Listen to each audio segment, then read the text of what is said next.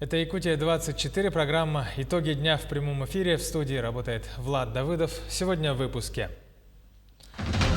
Лесной пожар в Сунтарском районе. В одном из наслегов объявили ЧС. Тушат всеми силами. В День защиты детей расскажем о буднях врача перинатального центра. Как сейчас работает учреждение в период пандемии. Судно «Михаил Спиридонов». Модернизированному танкеру присвоили имя героя соцтруда, кавалера орденов Ленина и Трудового Красного Знамени. 1 000 000 рублей и всероссийская слава. Таков главный приз телевизионного конкурса молодых дизайнеров реалити в моде. В шоу участвует якутянин.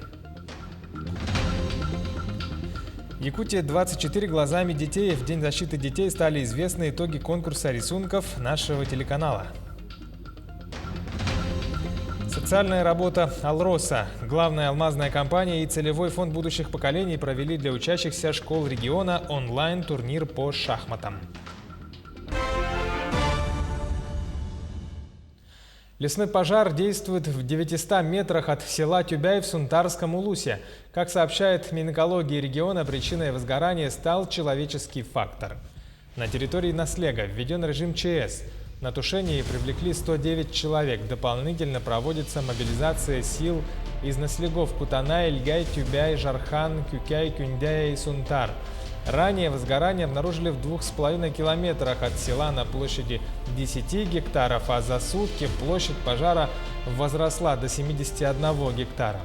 С северной стороны села организовали минерализованную полосу длиной в полкилометра. Также для ликвидации пожара выехал десант с Мирного и вылетел вертолет с водосливной установкой из Якутска.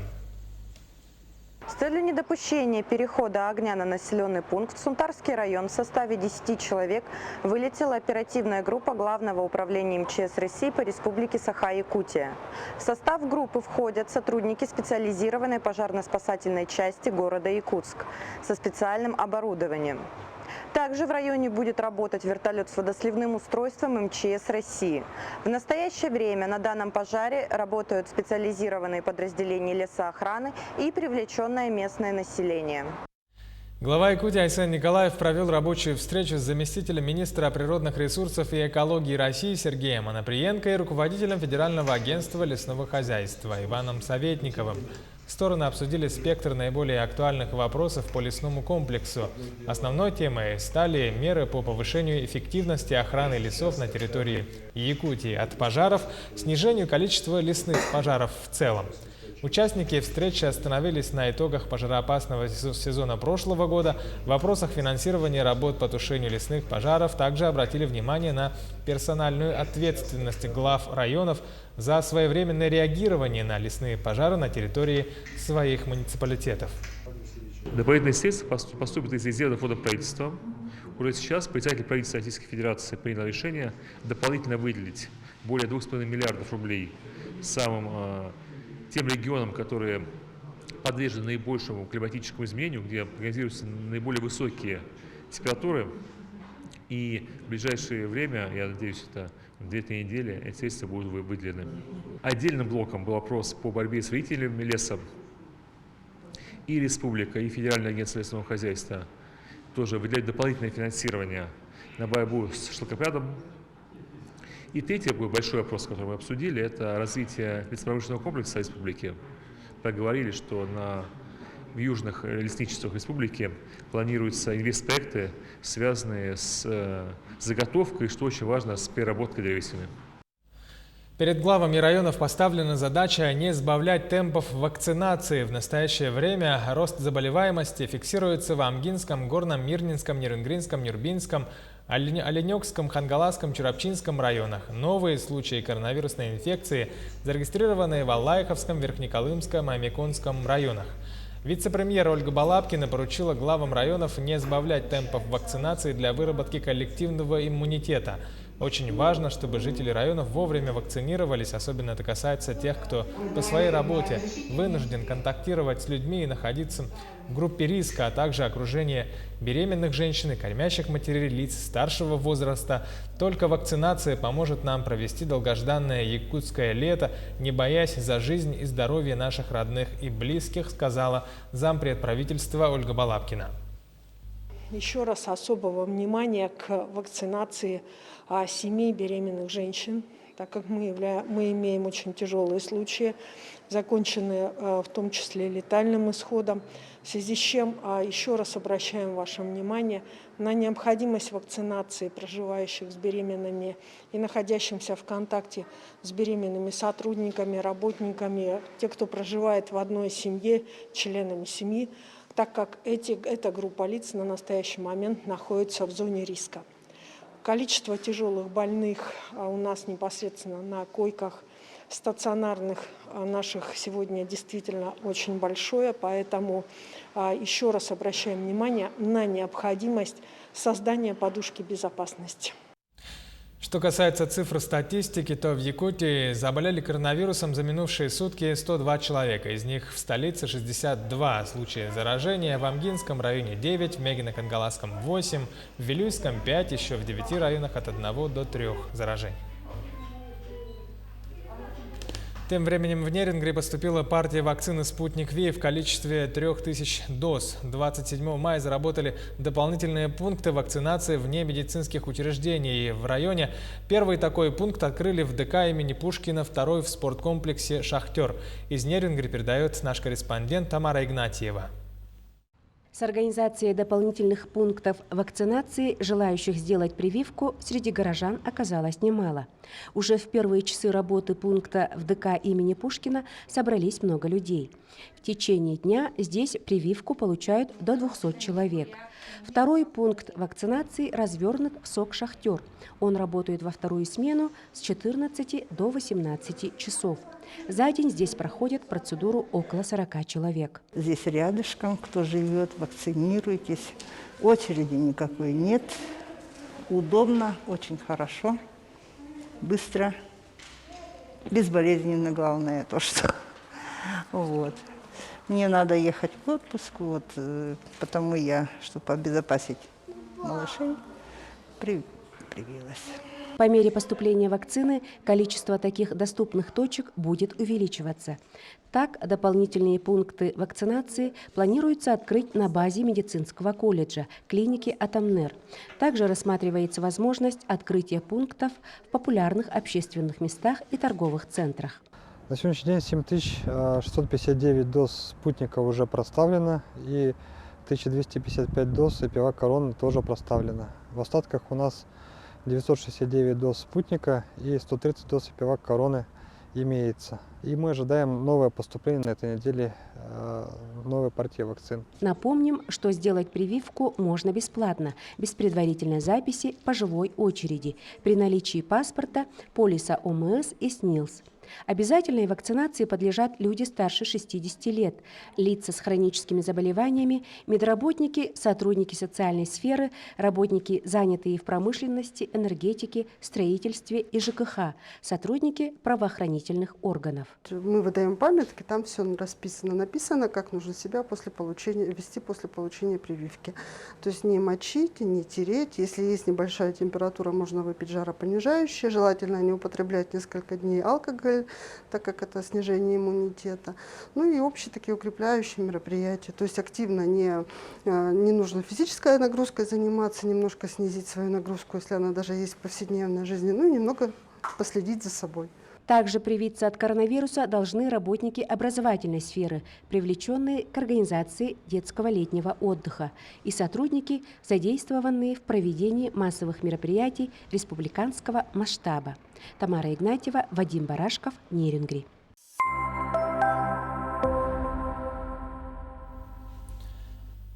Сегодня в мире отмечают День защиты детей. Расскажем о буднях врача перинатального центра в Якутске.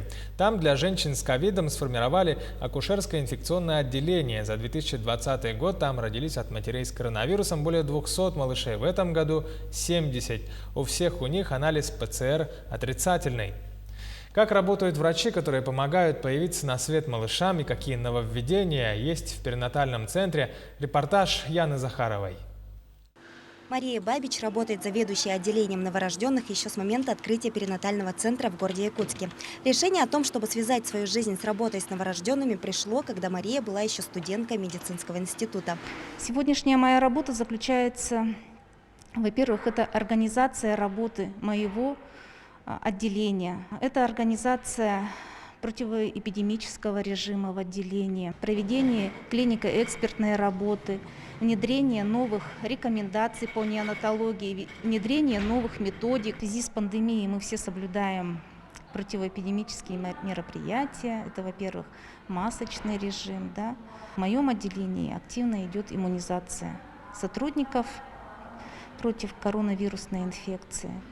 За время эпидемии коронавируса перинатальный центр скорректировал свою работу. Для женщин с ковидной инфекцией сформировано акушерское инфекционное отделение, в котором в связи с увеличением пациенток с ковидом на сегодняшний день есть 20 коек. Во-первых, сформированы карантинные зоны на уровне приемного отделения, когда беременные поступают, у них делается забор на ПЦР, анализ на ковид, да, и ИХ. Затем они переходят в родильное отделение, получают там уже результат. Рожают женщины там в карантинных зонах, в отдельных родовых залах, которые рассчитаны на одну беременную женщину, на одну родильницу. Да. И только после этого, при получении результатов, женщины переводятся вот в наше акушерское физиологическое отделение. В среднем за сутки в перинатальном центре на свет появляется 25-30 новорожденных. Как говорят врачи, если посмотреть на показатели по гендерному принципу, девочек за последнее время рождается больше, чем мальчиков. А вот у роженицы Натальи Сарксян 28 мая на свет появился мальчик. Поступила, очень быстро нас приняли и очень быстро я родила. Скоротечно. У меня вторые роды. Дочку я рожала в 2018 году тоже в этом центре. И всю вторую беременность я мечтала родить именно здесь. Потому что здесь очень хороший персонал, очень вежливые люди. Медсестры, врачи очень хорошо объясняют. Противоэпидемический режим здесь соблюдается очень хорошо. Очень часто обрабатывают помещения. Масочный режим — это обязательно. Все следят, все проверяют, все на высшем уровне. Женщины, которые родили 1 июня в Международный день защиты детей в перинатальном центре, получат свидетельство о рождении ребенка уже при выписке. Добрая традиция зародилась еще в 2019 году благодаря трехстороннему соглашению между перинатальным центром, управлением ЗАГС и Якутским региональным отделением Движения Матерей России. Яна Захарова, Джулустан Иннокентьев, Якутск. К другим новостям: на 20% снижена стоимость проезда в купейных вагонах железных дорог Якутии. Сегодня открыта продажа билетов по сниженным тарифам по всем направлениям, начиная с 15 июня со станции Нижний Бестях. Как отметил гендиректор ЖДЯ Василий Шимохин, такое решение принято для улучшения качества обслуживания пассажиров, повышения транспортной мобильности населения республики в период закрытия аэропорта Нерюнгри.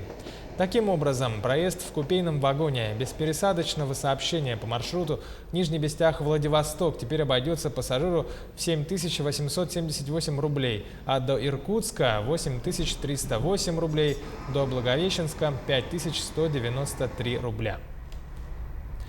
В Ленске с 26 мая организован водное сообщение между Ленском и Витимом. Как и в предыдущие годы, по данному направлению ходит теплоход Полесье. Это направление социально значимое, поэтому тарифы второй год остаются также субсидированными. Сюжет Светланы Балеевой. Направление Ленск-Витим является очень востребованным. Жители поселков часто посещают районный центр. Кто-то приезжает решить важные дела, кто-то в больницу, а кто-то, как Наталья Кайгасова, на работу. Женщина работает вахтовым методом. Много лет она шеф-повар одного из ленских ресторанов. Наталье приходится в перерывах между работой ездить домой. Получается, очень часто. Очень часто я езжу. Потому что у меня, из-за работы приходится часто ездить. То в больницу. Очень часто я пользуюсь транспортом, особенно в летний период. Комфортно, быстро. На зимний период нужно думать тоже, чтобы нам как-то было комфортно. Потому что людей-то много у нас. Считай, вот сейчас нам нотариуса только дали, надолго нет. Ни юриста, ничего нет. Больница тут. У нас же все люди едут, пенсионеры, что за пенсию он проедет. Поэтому надо что-то, чтобы позаботились о нас. Из районного бюджета на субсидированные перевозки выделено 13 миллионов рублей. Стоимость билета снижена до 1980 рублей.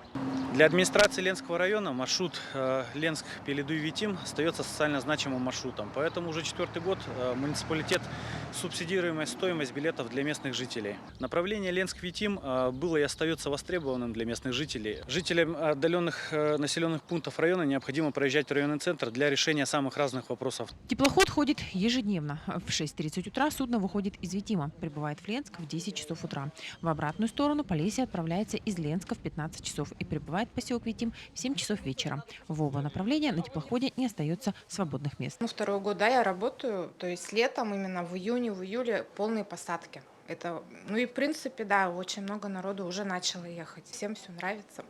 То есть рядышком сюда подошел, опять же билетик купил. Также бронируется место сразу, и все, и туда пошли на посадку. Скоростное пассажирское судно на линии Ленск-Витим будет ходить до 15 сентября. В следующем году субсидированные перевозки водным транспортом также будут действовать. Когда же начнется период распутицы, Витим начнет совершать рейсы авиакомпания «Полярные авиалинии». Билеты тоже для жителей будут субсидированными. Светлана Валеева, Виталий Андреев, Ленск. Модернизированному танкеру ТО-1543 присвоили имя Героя соцтруда, кавалера орденов Ленина и Трудового Красного Знамени Михаила Спиридонова. Торжественный митинг по этому случаю сегодня с участием представителей ЛОРПа, членов правительства, а также родных героя состоялся в Жатае. Репортаж Ульяны Шагиной. Название любого судна является отражением истории, данью и уважением тем, чьим именем названо судно, тем, кто посвятил всю свою жизнь речной отрасли. Одним из таких людей является капитан Михаил Спиридонов. Теперь один из танкеров речного пароходства будет носить имя легендарного капитана. Для его близких и родных это большая честь. Большое спасибо речному пароходству, что присвоили имя. Мы очень горды. Я помню, что он самый добрый, он никогда слова никакого плохого не говорил, никогда нас не ругал, что бы мы ни делали. Уроженец Кобяйского района Михаил Федорович Спиридонов в далеком 45-м 15-летним подростком нанялся рядовым матросом. Тогда по лени ходили колесные пароходы, и работа юного Михаила была не из простых. Под руководством легендарного наставника капитана Афанасия Богатырева он смог не только получить практические навыки, но и пройти весь путь от матроса до капитана. Вспоминает о своем товарище и Аркадий Максимов, отходивший 55 навигаций в своей жизни. В 1965 году, когда еще я был вторым помощником капитана, меня Михаил Федорович приглашает на свое судно «Юпитер», когда он был знаменитый капитан на теплоходе «Юпитер». Меня он взял старпомом, старшим помощником капитана. Мы с ним работали 3 навигации, все знают. Это один из знаменитейших капитанов Ленского речного пароходства. Танкер ТО-1543 капитан Спиридонов приступает к работе в модернизированном виде. Уже сегодня он отправится в свой первый рейс на Вилюй и будет бороздить речные просторы до поздней осени. Модернизировали танкер, получается, сделали двойное дно, наварили тромб. По экологии сейчас у нас так запрещено с одним дном. Очень долго готовились, так что думаю, все будет хорошо. В этом году навигация на линии из-за природных условий началась на 2 недели позже. ЛОРП в этом сезоне планирует выпустить на реку порядка 260 различных судов. На водных магистралях Ленского бассейна уже работают различные суда, главной задачей которых к концу сезона выполнить планы по грузоперевозке. Навигация разворачивается как обычно. Мы уже закончили завоз на реку Амгу. Наши суда сегодня должны выйти из реки. Сейчас у нас большие объемы на Вилюй. То есть все традиционно идет в плановом режиме.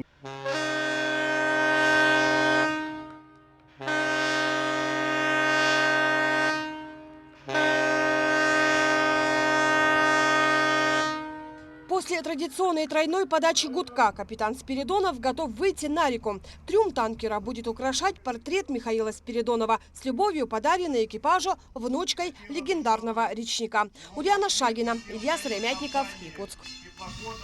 1 000 000 рублей «Всероссийская слава» – таков главный приз телевизионного конкурса молодых дизайнеров «Реалити в моде». Выпуски программы выходят на платформе YouTube. Одним из участников этого шоу стал якутянин Петр Яковлев. Репортаж нашего СОПКОРа в Москве Максима Кардозу.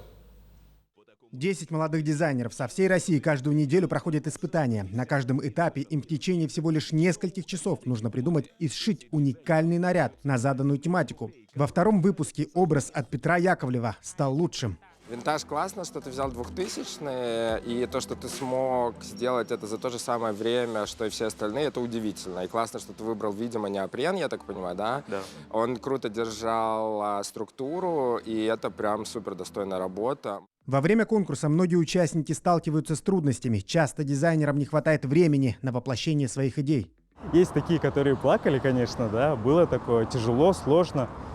Многие не участвовали в подобных конкурсах, даже не то что подобных, а вообще в конкурсах дизайнеров, скажем, да, не подготовленные, скажем так. А так как я прошел очень много конкурсов, понятно, вот как действовать, что нужно делать правильно. И за счет моему опыту, скажем так, все дело происходило довольно быстро. И все удивлялись, как это, что это. Говорили о том, что типа под столом у меня какие-то партняшки сидят, допустим, помогают мне. Главный приз действительно внушительный. Это 1 000 000 рублей и возможность продавать свои коллекции в крупнейшем в Восточной Европе интернет-магазине одежды и аксессуаров. На самом деле это очень хороший приз, потому что попасть на такой крупный маркетплейс практически невозможно, особенно начинающим брендам. Именно на этом маркетплейсе есть наши российские, буквально вот на пальцах можно сосчитать, и самые крупные, у которых есть огромное производство, большое количество продукции и так далее, да.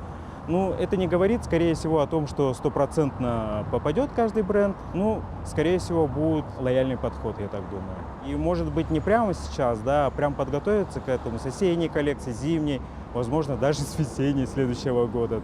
Шоу выходит на YouTube каждую среду, и до финала совсем немного. Остается пожелать Петру упорства и удачи.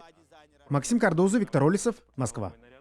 Сегодня в День защиты детей стали известны итоги конкурса рисунков нашего телеканала «Якутия-24 глазами детей». Победителями в 3 возрастных категориях стали Айсен Николаев, Слава Павлов из Верхневилюйска и Наталья Посельская из Тулагина. Сколько всего работ поступило на конкурс и как отбирались лучшие работы, рассказывает Нургуяна Егорова.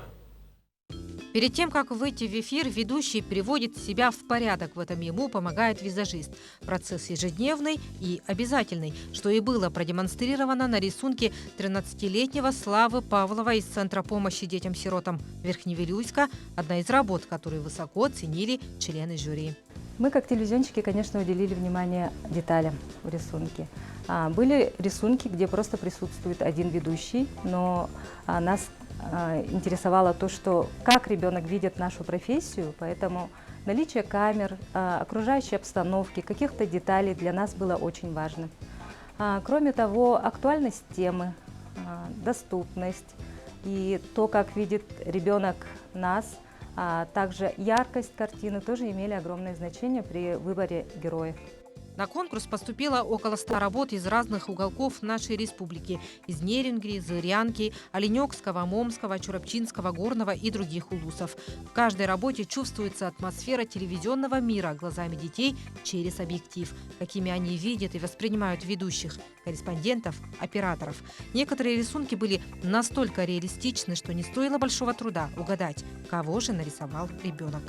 Мне очень понравилось, во-первых, сам конкурс, как дети видят наших телеведущих, потому что дети, они, может быть, немного не совсем понимают нашу новостную структуру, как это все происходит, и они как-то на уровне интуиции выбирают своих фаворитов, и потом запечатлели их на рисунках. Меня поразило того, что дети, несмотря на то, что были разные возраста, разные техники исполнения, они показали очень хороший уровень мастерства именно в художественном плане, ну и, конечно же, было очень приятно.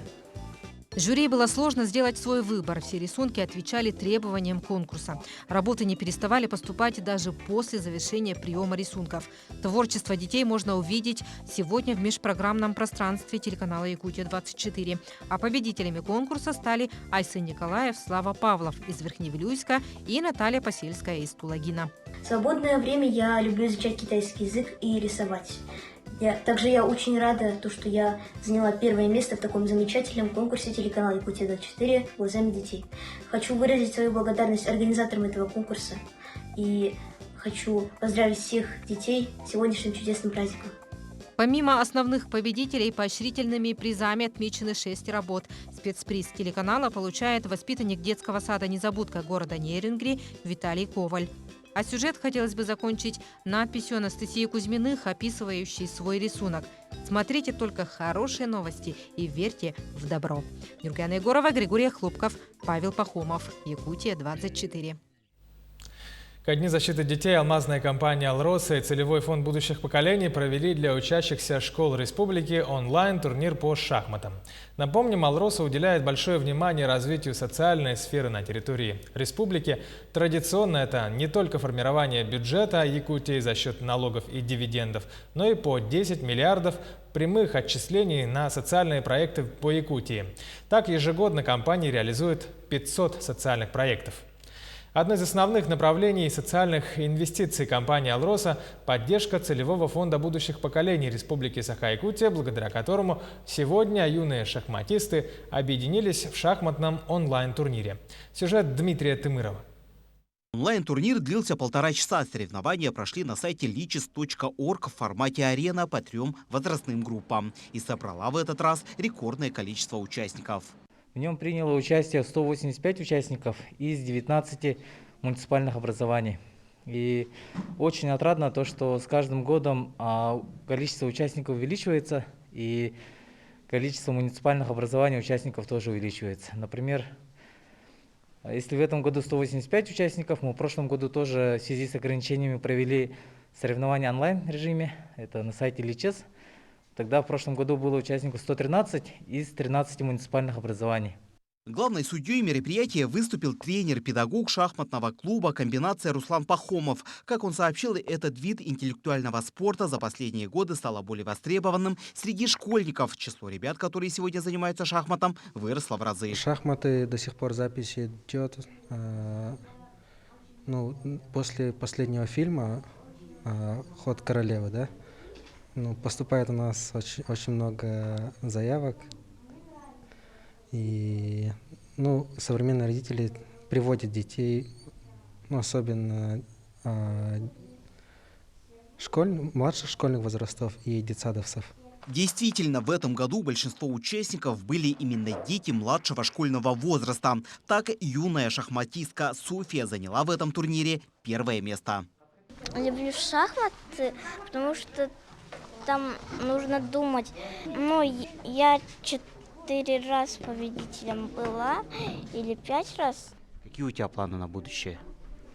Побеждать всех.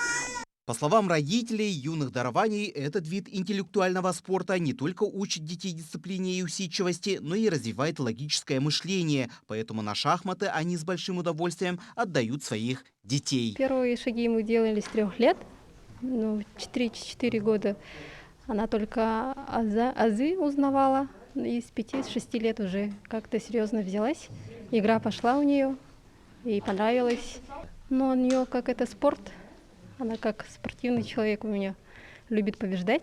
Победители и призеры сегодняшнего шахматного турнира были награждены спортивными инвентарями и интеллектуальными настольными играми. Напомним, такие мероприятия для юных якутян поддерживаются главной алмазной компанией региона «Алроса». Акционерная компания не только участвует в формировании бюджета Якутии за счет налогов и дивидендов, но и направляет по 10 миллиардов рублей прямых отчислений на такие социальные проекты. Сегодня Целевой фонд будущих поколений Республики Саха-Якутия и акционерная компания «Алроса» заинтересованы в поддержке талантливой молодежи Якутии. Они не только проводят различные творческие конкурсы, но и поддерживают ребят, которые представляют честь Якутии на международных и всероссийских конкурсах. И вот это мероприятие для детей Якутии в День их защиты тоже было организовано из этих средств акционерной компании «Алроса». Дмитрий Тымыров, Павел Пахомов, Якутск.